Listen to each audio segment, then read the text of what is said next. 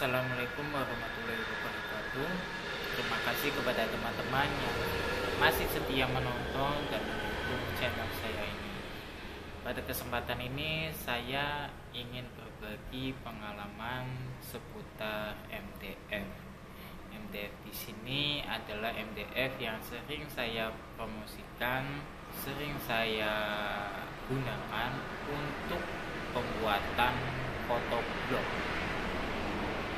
Jadi ini adalah MDF yang sering saya gunakan untuk pengaplikasian fotoblog. Sebelumnya saya ingin menjelaskan apa sih itu fotoblog. Jauh sebelum itu, foto biasa kita cetak di media kertas, kemudian kita selipkan di bingkai kaca. Namun seiring berjalannya waktu, ditemukan beberapa teknik pengaplikasian foto, di antaranya adalah dengan ditempelkan langsung ke media. Media tersebut bisa berupa kayu atau bahan lain. Nah, jadi fotonya itu langsung ditempel ya, secara permanen, tidak bisa dilepas. Makanya disebut fotoblog. Berbeda dengan foto kertas lainnya. Namun seiring dengan berjalannya waktu, ditemukan beberapa teknik pemasangan foto, yaitu foto tersebut ditempelkan langsung ke media secara ngeblok ya, secara permanen, atau yang biasa sering kita dengar yaitu fotoblog. Nah, fotoblog itu sendiri bisa dipasang atau diaplikasikan ke berbagai macam jenis kayu. Ada kayu palet atau biasa kita kenal kayu jati Belanda, triplek, dan kayu jenis lain. Itu semuanya bisa. Namun di sini saya lebih memilih kayu MDF. Kenapa? Karena permukaan kayu MDF itu sudah rata, sudah halus. Karena memang proses pembuatan kayu ini dengan cara dipres. Berbeda dengan kayu seperti kayu jati Belanda atau kayu triplek ya, permukaannya itu kasar, terkecuali kita memprosesnya atau mengolahnya terlebih dahulu supaya halus. Namun kalau kayu MDF ini memang dari pabrikannya sudah halus, sehingga bisa mempercepat kita dalam pengerjaan. MDF ada banyak ya jenisnya. Nah, jenisnya ini bisa dibedakan dengan warna. Ada yang MDF coklat, MDF pink, MDF hijau. Pada umumnya sih yang sering dijumpai teman-teman mungkin adalah MDF coklat seperti ini. Ini MDF coklat. Namun saya dalam pengerjaan fotoblog saya lebih suka menggunakan MDF yang berwarna hijau. Kenapa? Karena MDF warna hijau ini lebih kuat terhadap serangan jamur. Sama sih, dua-duanya baik coklat maupun hijau ini sama-sama bisa terkena jamur. Hanya saja yang hijau ini lebih aman dari serangan jamur. Masih banyak teman-teman yang mempertanyakan kenapa sih kok MDF buatan kita ini tidak penuh, tidak full seperti ini. Hanya sisi-sisinya saja yang tebal, tapi bagian tengahnya ini tipis. Di toko kita ada dua macam ya. Ada yang 6/6, ada yang 3/9. Apa sih maksudnya? Jadi angka di depannya itu adalah sisi bagian depan. Sisi bagian depan ini kalau 6/6 berarti bagian depan ini adalah MDF 6 mili. Kemudian bagian sisinya itu juga 6 mili. Jadi ketemunya nanti 12 mili. Kalau yang 3/9 itu seperti ini. Seperti ini. Bagian depannya itu 3 mili dan bagian sisinya ini untuk spannya ini 9 mili. Jadi sama-sama ketemunya 12 mili, hanya beda di bagian depan sama sisinya ya. Apa sih bedanya? Kalau 6/6 seperti ini saya hanya membuat untuk ukuran 20-30, tidak untuk ukuran yang ini ya, yang 30-40.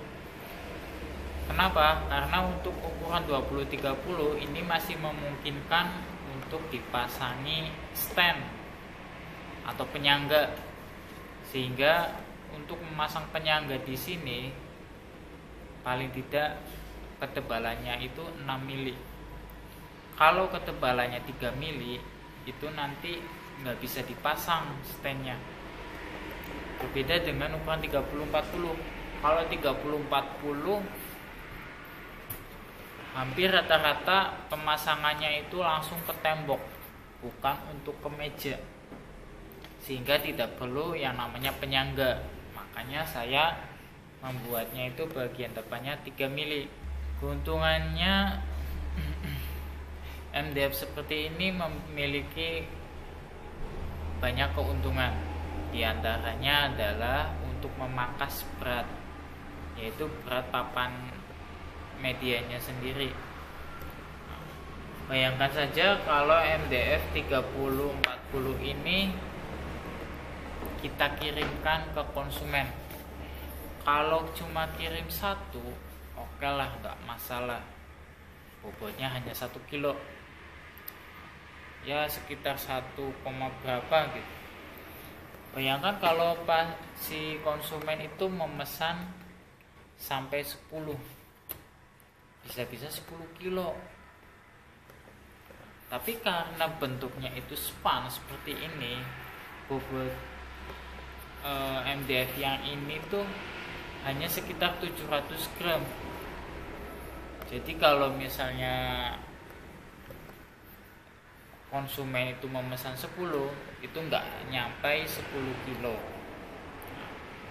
Kalau untuk pemesanan di lokal atau di dekat rumah mungkin nggak masalah. Tapi kalau konsumennya jauh, itu rata-rata bermasalah dengan berat ongkir. Sedangkan itu kan ditanggung oleh konsumen, bukan oleh kita, kecuali kita mau menggratiskan ongkirnya. Kemudian dengan adanya sistem span seperti ini, ketika kita memasangkan ke dinding itu lebih estetik ketimbang yang menggunakan MDF penuh. Karena ini MDF penuh, maka ketika menempelkan di dinding itu perlu besi untuk, kalau saya nyebutnya cantolan ya, besi untuk mengaitkan.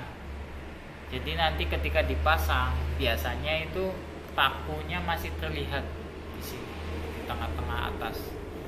Tapi karena dia bentuknya span, jadi ini ada rongga ya, ada rongga sama menggunakan paku, hanya saja kan nanti nggak terlihat seperti ini. Teman-teman bisa lihat. Jadi kesannya itu nempel atau melayang di tembok, pakunya itu tidak nampak. Jadi ketika ketika pemasangan dengan menggunakan MDF ini yang bentuk span ini, ya cukup paku seperti biasa dan ditempelkan di sini. Ini kuat ya, nggak usah khawatir kalau jatuh. Kemudian karena ini MDF-nya span 3/9 ya. Jadi ketika teman-teman ingin membuat foto dengan custom jam, itu sangat mudah ketimbang menggunakan MDF penuh yang seperti ini. Kalau ini kita ingin custom jam, ada penambahan jam, maka teman-teman harus